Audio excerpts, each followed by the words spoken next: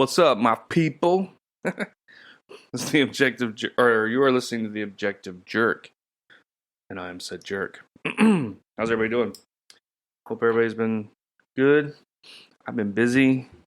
I recorded like crazy last month, and then this month I don't know, I just got stuff to do, and so I keep pushing back recording a podcast, unless like something's really eating at me to talk about, So maybe that's why, because Charlie Kirk and all that kind of crap happened. So it was, And then I kind of go through periods where I try to just avoid politics and stuff like that. So I'm just trying to do just that. And, just try and, stay busy. That's all. So it's good. I'm glad that I'm busy. But actually, I got some stuff I need to do today. But I was like, you know what? I'm going to record a podcast. It's been a while. So I was on Facebook, I think, and I saw the little story, and I just briefly read it. I didn't read too much of it. It's about John Tornow, the wild man of Wenatchee, Washington. I've never heard of this story. And the most popular episode that I've done, as far as on my podcast, has been the Alaskan Avenger, which I recently listened to it again, and it's horrible. But I don't know, I guess people, hear the story and then, I don't know, whatever. But anyway, so I was just like, maybe I'll do another episode like that to kind of test the waters and see if this is also. But that had the cool title of the Alaskan Avenger. I'm going to change my mic a little bit. I'm like way close, huh? Anyway, yeah, so the wild man of Wenatchee, Washington. And, I grew up in Washington, and I've never heard of this. Maybe he should have been called the wild man of Washington, maybe. I don't know. But I've never heard this story. I was kind of surprised, so I wanted to kind of talk about it. And I don't know much about it. I know he's like a, good old boy living in the woods. He was a problem for the local authorities, and they killed him. I saw a picture or something, I think. I don't know. Anyway, I don't want to. That's about all I know. So I'm going to read it, and we can learn about it together, But before I get into it, though, I do want to kind of, let's see, I was going to briefly talk about some other stuff that I wanted to add to the last episode, but the last episode was so long, I didn't have it in there. So let's see. That's what I talked about. We talked about that. The Peacemaker show, I guess, is crap. It looks like DC film universe, whatever it is now, with What's His Nuts, is just failing. And they're going to reboot it again. I noticed, and then like Jimmy Kimmel, right? I talked about him last month, and then his show came back, and then it was like massive ratings, but it only lasted for like one episode because everybody was just interested to see what he was going to say about it, which I said, I was like, yeah, it's not going to last. But he made like it was a post on Facebook, I think. You can tell I'm Gen X or whatever because I'm on Facebook the most. I can't get on Twitter or X. I don't know. I get on there occasionally, but like I just can't do it. I don't know. Facebook, I don't know. I guess it's just the boomer in me. Plus I like to see people I know, you know what I mean? You get on Twitter. Yeah, I mean, I guess I could have, I don't know. I don't think I have any friends that I follow. I should maybe reach out. But anyway, so what was I talking about? Oh, Jimmy Kimmel. So there was a post on, it could be wrong, it might have been something else, but it doesn't matter. Anyway, I saw a post of, it was the Mexican dude that's on the Kimmel show. I know it's like his little sidekick. And like he was on an escalator, and the escalator wasn't working. And I actually didn't see the clip. What I happened to see was like a comment. and they were like, "Oh my gosh, it was so funny what Jimmy said about that. You know, at least the escalator, if it's broken, it's still stairs, so that's cool. Whatever, blah blah blah." And all these people are like, "Oh, it's so funny, this and that, blah. He's so great, and blah blah blah." And I'm just like, "Mother, dude, he stole that joke from Mitch Hedberg. You know, that's Mitch Hedberg's joke, and he's not alive to, you know, defend himself or his joke." So not only is Jimmy Kimmel not funny, he's an idiot with TDS. He's stealing jokes. So the joke is, if you've never watched Mitch Hedberg, he is kind of an acquired taste, I think, because he has a shtick. He has whatever he had, but it was hilarious though. I thought it was hilarious. I had a couple of his CDs. I don't think I still do, but anyway, no, I don't know. You got to watch it because I can't. The way part of the joke was just the way he delivered his delivery and the way he did it. But he was saying is like he would just like rapid fire just say stuff, so it wasn't like, you know, a long story or nothing. He would just be like, "The thing I like about escalators is that when they break down, they just become stairs. Sorry for the convenience." They'll have a sign that says the escalator's broken, but now they're stairs. Sorry for the convenience, you know. And yeah, it's funny. I mean, it's actually not good to walk on an escalator when it's not moving. I guess it's hard on it. But anyway, yeah. So then, of course, Kimmel's going to steal someone else's joke. And now his stuff is just tanking and he's a piece of shit. I'm trying to not say the F word in certain things, but I'll say shit because, you know, you gots to. Anyway. And then I saw that they're going to put Shawshank Redemption back in the theaters. And they did this. They're doing this with a bunch of movies. Now, why do you think that is? It's because movie theaters are losing money because nobody's going to the theaters to watch the crap that's being put out. You know? Oh my gosh. Misogynist, racist, don't go see the movies. It's like, if the movie looks like crap, like these people expect you to watch everything and then criticize. It's like, no, I'm not going to waste my time on watching crap, you know, shows or movies, you know? It's like I did that. I went and saw a couple, or I'd watch some shows and I'm like, what the crap is this? I learned my lesson, so now I wait. I wait and I hear what, you know, word of mouth is and everything. And then I'll go. And I think that's a lot of people are doing that. And that's why nobody's going to the theaters. And you know, plus it's like, you know, with streaming and everything, you can just do it at home. Last few times I've been to the theaters, man, the people have been annoying. So I would rather just be at home too. But that's the thing, is the generation that grew up on movies and going to the theaters, which is my generation, we don't like going to the theater. We'd just rather stay home. And the younger generation aren't really into movies as much, you know, like my kids. My youngest kid, he likes, you know, his Jurassic Parks and Spider-Man and certain things, and he'll watch those. My oldest, he's into some movies and some shows. He likes anime, and he'll sit with me and we'll watch, you know, the classics, whatever, or what I think are classics, like Tremors. What's up? But my middle child, he couldn't care less. He does not care about movies. Every once in a while, he'll kind of, if he sees a meme about something, or, you know, somebody that he likes talks about something, then he'll be like, hey, let's, like, he wants to watch Fight Club. I don't know if he's old. Yeah, he's old enough. And I have that movie, and it's, you know, my oldest has seen it, but other than that, you know, they don't really care.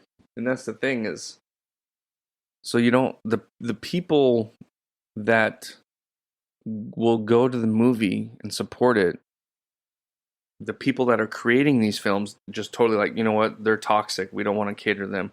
We're going to cater to the people that don't go to the movies, which is retarded. So now you have the films that I grew up or whatever being re-released in the theaters, and these films are going to make more money than the movies that are put out now. So it's like, how does that make, you know, the people, the producers and the writers and everything, how does that make them feel? It's like, Do they not? Can you not see? Do they not understand that they're putting out shit? You know what I mean? It's just, and it's this culture of failing upwards. You put out stuff and it fails, it fails, it fails. Like the Tron movie, you know? I'm not a big Tron fan. I watched the original when I was a kid. I didn't understand it. Now it's kind of fun to watch, but it's dated, obviously. Tron Legacy, I remember watching and I enjoyed it, but it was not something that I wanted to own. And then this one I haven't seen, but from what I can tell from reviews and whatever this and that, it's like it's a completely different movie. And it's kind of a little bit of a bait and switch going, just all the same tropes going on. And it just seems to me that they should have concluded the original trilogy with the original characters and what they were going with. You know what I mean? They had the end of Legacy and it looked like it was going somewhere, and then they got this new one and it's just like, what the hell? It's like there's there's a movie in between the two that should have been released that didn't, and it's like, what's going on? It's like watching Star Wars and Return of the Jedi with no Empire Strikes Back, and you're like, what the crap is going on? You know what I mean? So they should have concluded the original Tron trilogy, and then this new one. If they would have done that and then they busted out with this new one, it probably would have done pretty good. But these people are retarded idiots. They don't know what they're doing, and now they got to release classic films like Shawshank Redemption, what came out in like '94, to get people to go to the theaters and pay money. I'm not gonna go, but I don't think it's getting released here. But anyway, so it's just crazy. Anyway, okay, so gonna talk about. I already brought it up, but Mr. John Tornow. Let's see, Tornow, Tornow, Tornow, Tornow. It's gotta be Tornow. The Wild Man of the Wenatchee, Washington. So, like I said, I grew up in Washington. I never heard of this. Anyway, so this is I'm reading this off legendsofamerica.com, and looks like he was a twin, I guess. I don't know. I'll scroll down a little bit. But anyway, I'm just going to start reading. Let's get to it. Coming from a respected family that homesteaded near the Satsop River in Washington. Satsop. I don't recognize that. John Tornow was born September 4th, 1880. When he was just a small child, he preferred the unexplored wilderness near his home as his playground, which a lot of us kind of did, I guess. I grew up in, like I said, in Washington. We used to play out in the woods and stuff all the time. As he grew, he spent more time with wild animals than with people. Yeah, I can understand, but I didn't do the same thing. When the boy was just 10 years old, his brother Ed killed his beloved dog. And young John retaliated by killing Ed's dog. Okay. That's I don't know. That's kind of crazy. At this time, Tornow began to shun people altogether, vanishing into the woods for weeks at a time. So he was, 10? Okay. Or maybe 13.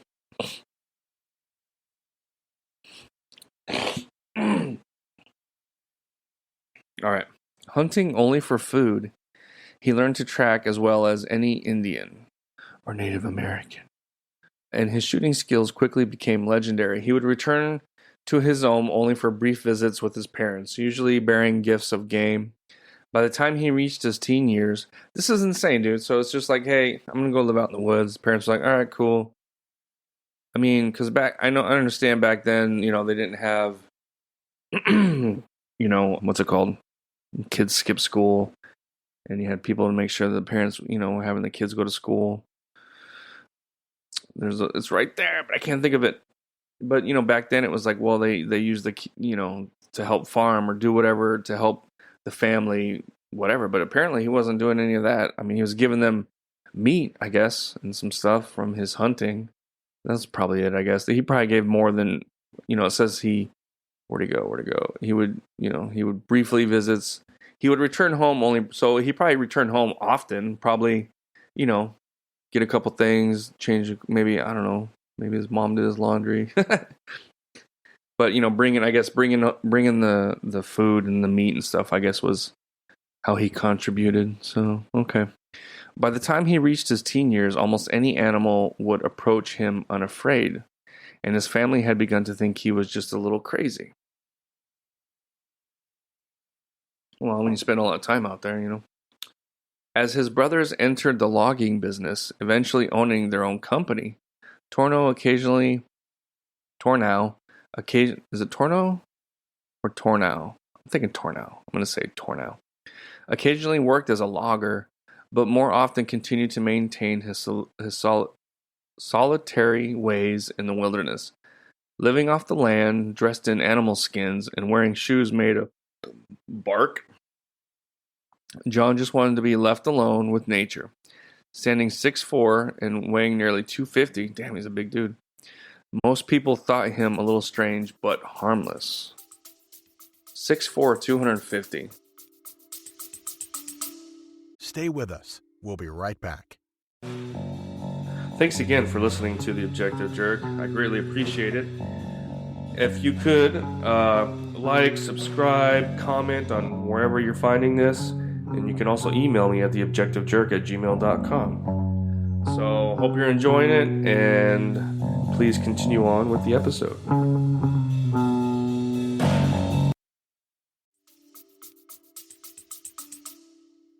I weigh about 250. I mean, it's turning from fat to muscle from going to the gym.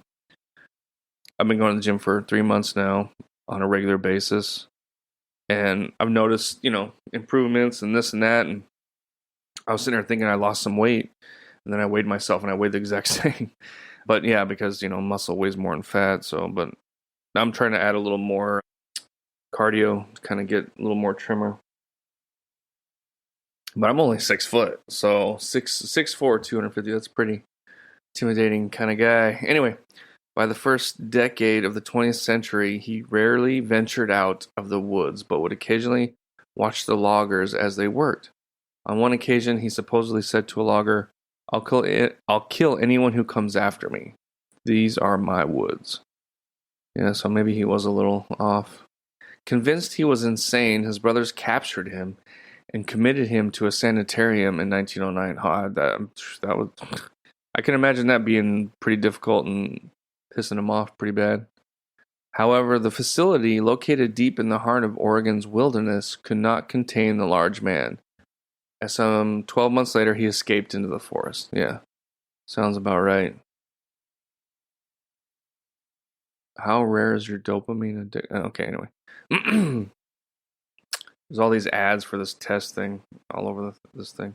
Anyway, for the next year, John was not seen or heard of until he began to occasionally visit his sister, her husband, and their twin sons. Oh, that's the twins I was looking at in the picture.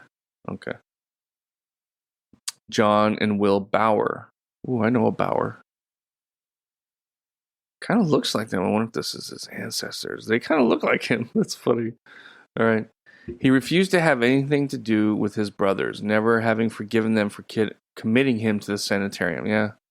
Spied occasionally with tangled hair, a long beard, and ragged clothes, his legend grew as people described him as a giant gorilla-like man seen running through the forest. Maybe this is that picture that was taken of, Bigfoot was actually this dude. What year was that taken? That was in the 70s, I think. So, or maybe the 60s. So he would have been too old. But anyway, loggers would say that he appeared to be a large, hairy beast, seemingly appearing out of nowhere before once again vanishing into the forest. Well, if there was any sightings back then, I'm thinking that it was because of this dude. Who knows though? What if all the Bigfoot there could be other people living the same life and, Anyway, in September 1911, 100 years before 2011. Oh no, it was 2001, 9/11. Duh. All right, Tornow shot and killed a cow grazing in a clearing by his sister's small 2-room cabin at the Olympic Peninsula. While he was dressing out his kill, a bullet whizzed over his head, and dropping his knife, he lifted his rifle and fired 3 times in the direction from where the bullet had originated. When he went into the brush, he found his... Oh, man. When he went into the brush, he found his 2 19-year-old twin nephews lying dead. Dude, he capped them both? That's crazy. As to why John and Wilbauer shot at Tornow, it was suggested that the pair thought he was a bear feeding off. Probably, if he's all big and hairy and shit. That makes sense. Man, that's rough, dude. This is crazy. This could be a show. Alright, let's see. They thought he was bear feeding off one of their herd. However, some historians believe that the boys intentionally made John Tornow their target. Tornow. I keep saying Tornow. Though the truth will always remain a mystery. The mountain man no doubt reasoned that someone was trying to capture or kill him when he returned fire. Why would he be a target from then? I don't know. I kind of think the former. I think they thought he was a bear or some kind of animal. After seeing the dead bodies, Tornow quickly fled the scene, disappearing into the deeply forested Wenatchee Valley. This incident would become the beginning of a legend that would grow large over the next several years and ultimately result in the death of the solitary mountain man. You think he would at least went to his sister and be like, "Bro, I'm sorry, I accidentally shot them." When the Bauer boys did not return from home, their family contacted Chehalis County. Let's see, Chehalis County would become Grays Harbor County in 1950. Okay. Deputy Sheriff John McKenzie. Soon the deputy rounded up a group of more than 50 men to search for the brothers, who soon returned with the 2 dead bodies. Both had been shot in the head and stripped of their weapons. Huh. But see, that's kind of strange. I mean, what are the chances of him shooting like that and hitting them? I mean, he was a good shot, but like, from what it was saying, it was just like it was like suppressive fire, just bam, bam, bam, shooting at the direction. So there's probably more to it. I don't know, we'll find out. Maybe there was something and they were trying to get him and he shot them. And he actually, got the beat on them and actually shot them. Because that's kind of weird. I mean, I can understand him taking their equipment and stuff, but it's weird that he, so far away, shot back at the direction of someone shooting him and got headshots to 2 people. All right. Stripped of their weapons. Mackenzie immediately announced that the shooting had to have been committed by John. Well, how do they know, though? That's kind of crazy that he just immediately... There must be some other stuff going on. And a posse was rounded up to search for the wild man living in the forest. Maybe there was some kind of dispute with his family. And they were targeted. You know what I mean? Because how would he just... Oh, it's got to be the mountain man. In no time, loggers and farmers making up the posse were roaming the Satsop area and Satsop, I don't know, and lower regions of the Wenatchee Valley. Wary of the large man, they knew to have the intuition of an animal and the skills of an Indian. The posse was skittish and terrified of the wild man. When one group heard a sound in the brush, a shot rang out, killing a cow. Though the men were sure that Tornow was nearby each time they heard the slightest noise in the woods, they never spotted him. It's like the scene in Rambo where the police are going out. I wonder if that's what inspired what's his face to write the book. That when they go up, the police go into the woods. I'm probably beating a dead horse here if you've seen it, and he's just hiding everywhere and getting them and everything. It's probably the best part of the movie, really. The longer they searched and didn't find the, quote, 8-man killer, the more the tales grew more and more exaggerated. Soon the stories told of a cold-eyed giant constantly traversing the forest in search of prey, who soon earned such labels as the Wild Man of Wenatchee, the Cougar Man, and a Mad Daniel Boone. These are like horrible names. Wild Man. The Washington Wild Man. Let's see, Cougar Man. The Mad Cougar. The Mad Cougar Man. That would have been cool. The Mad Cougar Man. That's better.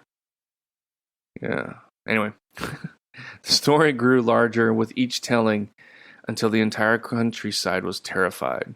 As the story spread to the adjacent camps of Aberdeen, know that one, Montesano, Elma, and Hoquiam, yep, no one felt safe with John Tornow on the prowl. Women and children were warned to stay indoors as the men oiled their hunting rifles and unleashed their dogs for protection. But it said a couple years, right? As men continued to search into the winter, they were forced into the lowlands due to the deep snow. Oh, come on, man, every time.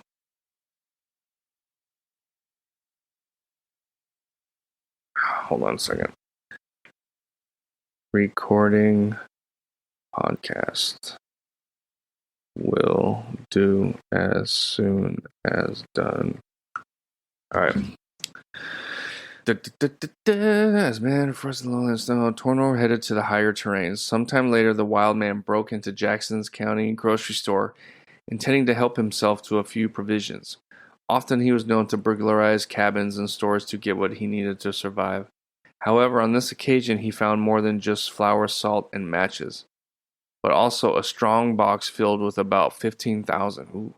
The grocery also served as the town's bank. Ooh. Score! But he can't, what's he going to do though? He can't go in the town to spend it, you know? So how's that going to work?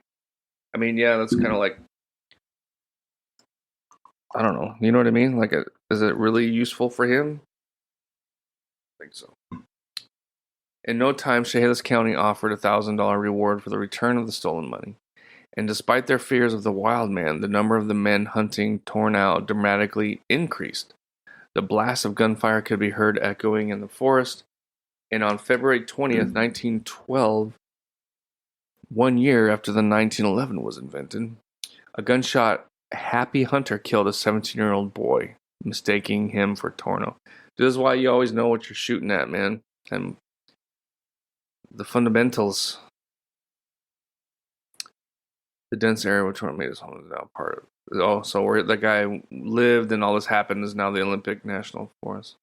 A few weeks later, a traveler prospector reported to Sheriff Mackenzie that he had spotted Tornow at a camp in Oxbow. Oxbow? I thought Oxbow was like in Wyoming or something.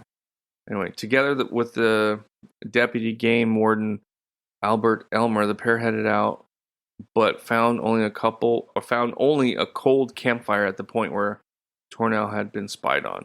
Sure that the money was buried somewhere close, the two began to look around. They were rewarded with 2 gold coins, but didn't find the strong box. Looking for that money. Sometime later, Sheriff Mackenzie and Warden Elmer went missing, and the reward was increased to 2,000. On March 16th, Deputy Sheriff A.L. Fitzgerald gathered another posse to hunt for the 8-man in both Oxbow and Chehalis counties. Though they searched high and low for Tornow, what they found instead were the bodies of Sheriff Mackenzie and Albert Elmer. Both had been shot between the eyes and gutted with a knife. Damn. It was on.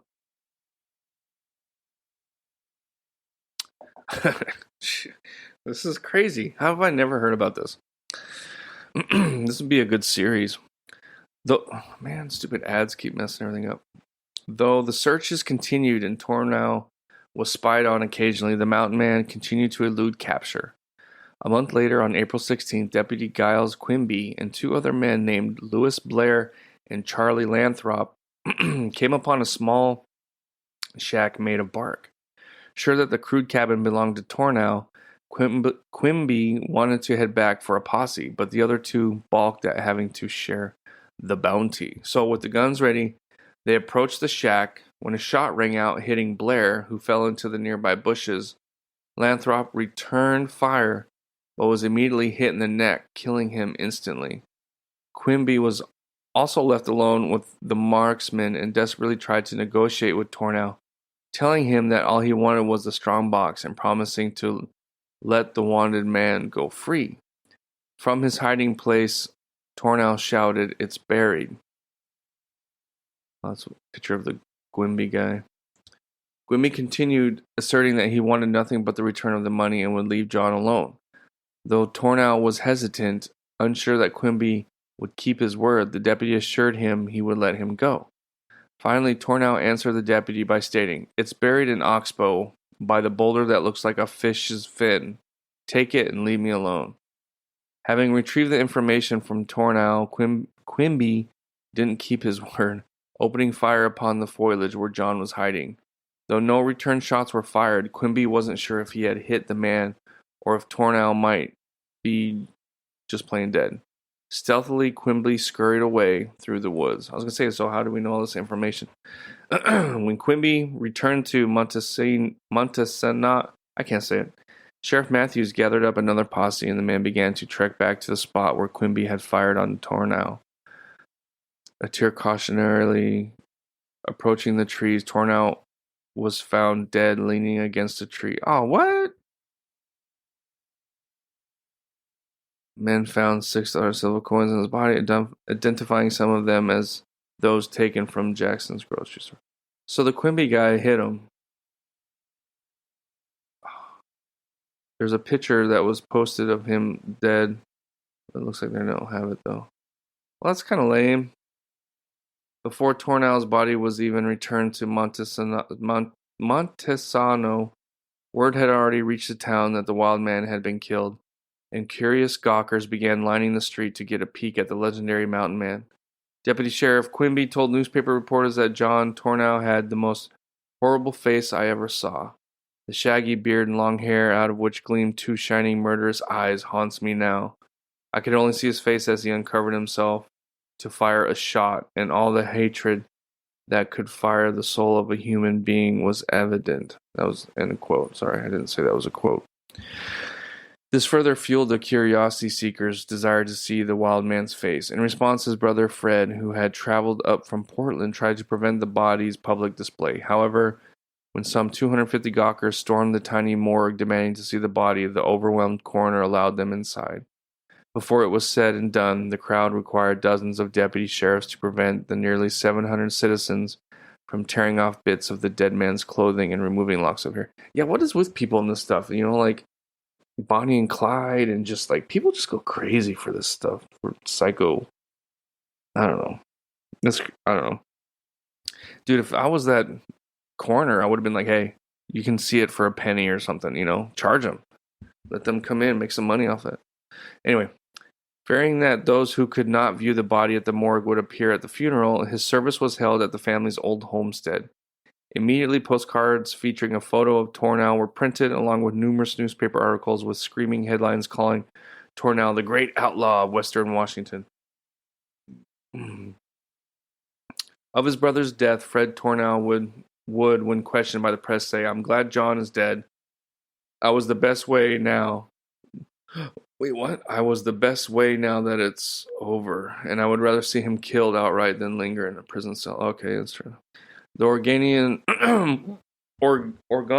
newspaper,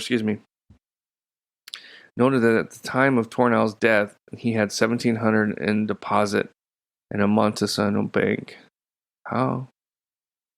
Owned real estate in Aberdeen and was part owner of a timber claim in Chehalis. Giles Quimby was proclaimed a hero for finally killing the feared wild man of Wenatchee, so much so that he received offers to appear on stage to tell his gruesome tale. Quimby politely turned down these offers. Well, that's cool. When the furor of Tornow's death had settled, Quimby looked for the boulder that looked like, oh yeah, I forgot, a fish's fin, and was delighted when he found it. However, his happiness was short-lived, as searching as he might, he never found the strongbox. Numerous other men followed in his footsteps, looking all over Oxbow, Washington, but the 15,000 treasure was never found. Oh, huh.